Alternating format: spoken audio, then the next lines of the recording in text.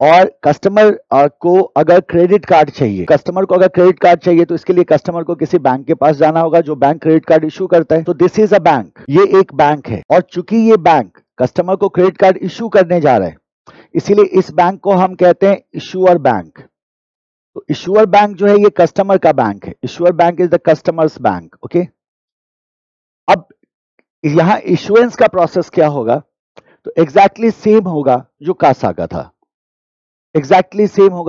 का था, यानी कि आप आरएम से कनेक्ट करोगे, आरएम आपसे सारे डॉक्यूमेंट मांगेगा, आप उन्हें डॉक्यूमेंट प्रोवाइड कर दोगे, आरएम वो डॉक्यूमेंट क्रेडिट टीम को दे देगा, क्रेडिट टीम आपके क्रेडिट वर्दीनेस को चेक करेगा, क्रेडिट वर्दीनेस अगर ओके है तो क्रेडिट कार्ड फैसिलिटी आपको दे दिया जाएगा।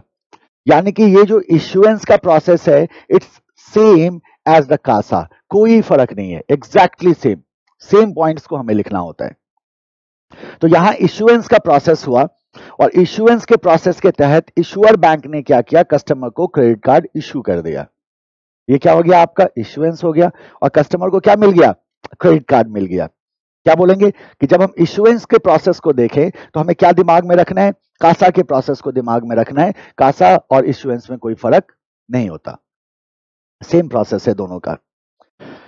अब अगर कस्टमर को पेमेंट करना है तो इसके लिए मर्चेंट अगर के पास वो फैसिलिटी होनी चाहिए। तो ये है आपका मर्चेंट, ये है आपका शॉपकीपर जिसके पास आप जाके पेमेंट करना चाहते हैं। तो हमने कहा इसके लिए मर्चेंट के पास भी फैसिलिटी होनी चाहिए। सो मर्चेंट भी एक बैंक के साथ कांटेक्ट करता है, और ये जो बैंक है, जो मर्चेंट का बैंक है, ये बैंक कहलाता है एक्वायरर बैंक। इसको कहते हैं एक्वायरर बैंक। और मर्चेंट कहता है एक्वायर बैंक से कि मुझे क्रेडिट कार्ड से पेमेंट लेने की फैसिलिटी चाहिए, ताकि कोई कस्टमर क्रेडिट कार्ड से पेमेंट देना चाहता है तो वो मैं एक्सेप्ट कर सकूं। तो एक्वायर बैंक क्या करता है? एक्वायर बैंक अपने बैंक में मर्चेंट का एक अकाउंट ओपन कर देता है। ये हो गया मर्चेंट्स अकाउंट। और मर्चेंट्स अकाउंट कहां खुला है? तो आप कहते हैं सर वो एक्वायर बैंक का मामला है। कहां खुल गया? एक्वायर बैंक में।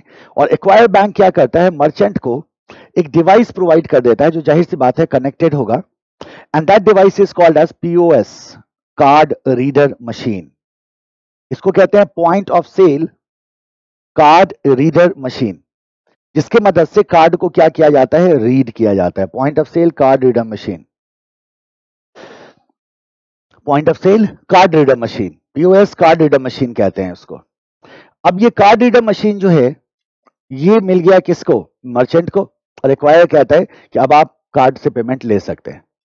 अब जरा गौर करो, कस्टमर को पेमेंट करना था तो कस्टमर जाता है मर्चेंट के पास, सामान खरीदता है, बिल पूछता है, और बिल पूछने के बाद कस्टमर कहता है कि मैं क्रेडिट कार्ड से पेमेंट करूंगा। सो इसलिए क्या करेगा कस्टमर? जैसे उसने कहा मैं क्रेडिट कार्ड से पेमेंट करूंगा, तो कस्टमर का क्रेडिट कार्ड यहां क्या किया जाएगा? स्वाइप किया जाएगा। तो कस्टमर का क्रेडिट कार्ड यहां क्या हुआ? स्वाइप हुआ। आपने क्या कहा? स्वाइप किया गया क्या? कस्टमर का क्रेडिट कार्ड। और जैसे ही कार्ड को स्वाइप किया गया तो जो कार्ड इंफॉर्मेशन है that information goes to the acquire bank. Card information कहां चला गया? एक्वायर बैंक के पास चला गया। इसके थ्रू मर्चेंट कह रहा है एक्वायरर को कि इस ट्रांजैक्शन को ऑथोराइज कर दो, ये कस्टमर कार्ड स्वाइप कर रहा है, मेरे को बताओ कि मैं इसको सामान दूं या ना दूं, है ना? मैं इसको सामान दूं या ना दूं, राइट? तो कहां चला जाता है? ये इंफॉर्मेशन चला जाता है एक्वायर बैंक के पास। अब एक्वायर बैंक इस ट्रांजैक्शन को ऑथोराइज नहीं कर सकता, क्योंकि कार्ड उसने इशू नहीं किया है। कार्ड किसने इशू किया है? इशूअर बैंक को। तो थ्रू द नेटवर्क, चाहे वो वीजा नेटवर्क है या जो भी नेटवर्क है, उस नेटवर्क के थ्रू एक्वायर बैंक क्या करता है? ऑथोराइजेशन रिक्वेस्ट भेजता है इशूअर बैंक को। इसे कहते हैं ऑथोराइजेशन रिक्वेस्ट। क्या भेजा? ऑथोराइजेशन रिक्वेस्ट भेजा किसे? इशूअर बैंक को। और इशूअर बैंक क्या करता है? चेक करने के बाद एक्वायर बैंक को ऑथोराइजेशन रिस्पॉन्स करता है। अब जरा गौर करना, जब ये ऑथोराइजेशन रिस्पॉन्स है तो ये दोनों तरह का रिस्पॉन्स हो सकता है। इट में बी अलाउड, इट में बी डिनाइड। हो सकता है अलाउ किया जाए, हो सकता है डिनाई कर दिया जाए। तो ये क्या किया जाएगा? एक्वायर बैंक को ये क्या कर देगा? रिस्पॉन्स कर देगा। इसको कहते हैं the process of authorisation of credit card. ये हमारा कौन सा प्रोसेस है? आप बोलोगे सर ये प्रोसेस ऑफ ऑथोराइजेशन है, एंड ऑथोराइजेशन में दो चीजें हैं आपके पास, ऑथोराइजेशन रिक्वेस्ट, ऑथोराइजेशन रिस्पॉन्स। ठीक है? ऑथोराइजेशन का प्रोसेस है ये। इससे क्या हुआ कि क्रेडिट कार्ड ऑथोराइज हो गया, राइट। ऑथोराइजेशन रिक्वेस्ट किसने किया? तो आप कहते हैं सर ऑथोराइजेशन रिक्वेस्ट करता है कौन? Acquire bank. किससे करता है? तो आप बोलोगे सर इशुअर बैंक से। और रिस्पॉन्स कौन करता है? आप बोलोगे सर इशुअर बैंक। किसको रिस्पॉन्स करता है? एक्वायर बैंक को। This is called as authorisation.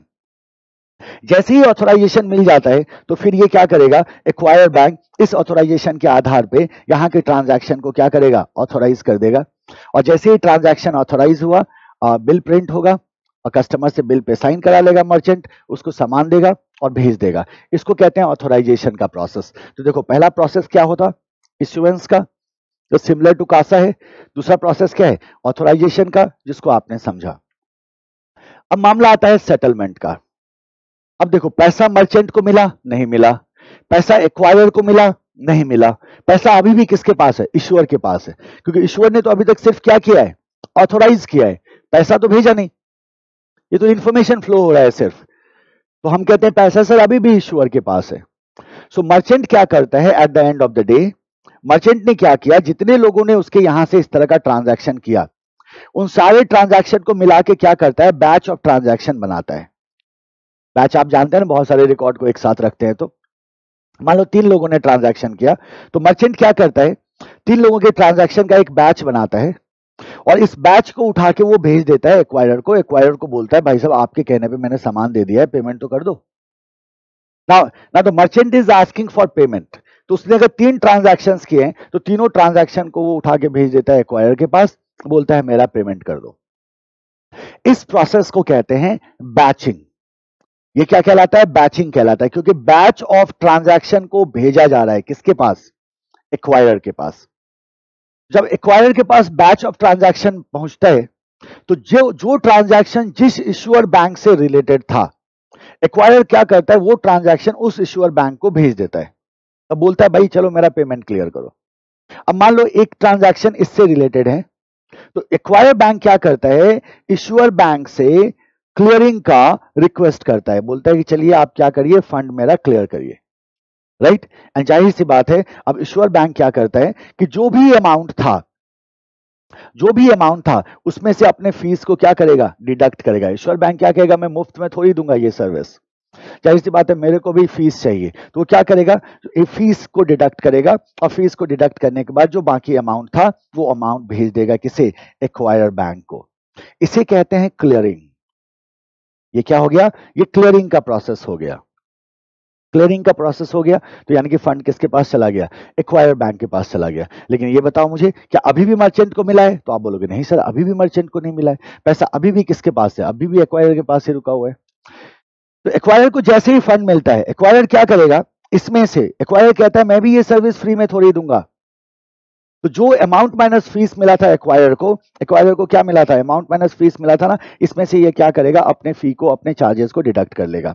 ये अपने चार्जेस को क्या कर लेगा? डिडक्ट कर लेगा। ये अपने फीस को क्या करेगा? डिडक्ट कर लेगा। और जो बाकी अमाउंट बचा, दोनों चार्ज कर रहा है, और जो बाकी अमाउंट बचा, that amount will be deposited into merchants bank account. ये मर्चेंट के बैंक अकाउंट में क्या कर दिया जाएगा? डिपॉजिट कर दिया जाएगा। इसे आप कहते हैं फंडिंग। ये आपका आखिरी स्टेप है, इसे आप क्या कहते हैं? फंडिंग। इस तरह से देखो, इसे आप कहते हैं फंडिंग। तो ये है आपका सेटलमेंट का प्रोसेस, क्लियरिंग एंड फंडिंग। ये आपका क्या है? सेटलमेंट का प्रोसेस है। तो इस डायग्राम में आपको तीनों प्रोसेस दिखाई देंगे। इश्यूएंस का process just like CASA. Authorisation का प्रोसेस आपने सीखा। ऑथोराइजेशन रिक्वेस्ट एक्वायर बैंक करता है इश्यूअर को, इश्यूअर उस रिक्वेस्ट को रिस्पॉन्स करता है। क्लियरिंग एंड फंडिंग आपने देखा, क्लियरिंग का रिक्वेस्ट एक्वायर करता है किसको? इश्यूअर को, through the network, and issuer उसको रिस्पॉन्ड करता है, पैसे भेजता है उसके पास अपना इंटरचेंज फीस काटने के बाद, और एक्वायर उसमें से अपना फीस काटेगा और जो भी अमाउंट बचा वो अमाउंट मर्चेंट के अकाउंट में डिपॉजिट कर देता है। इसको कहते हैं funding. This is how the credit card works.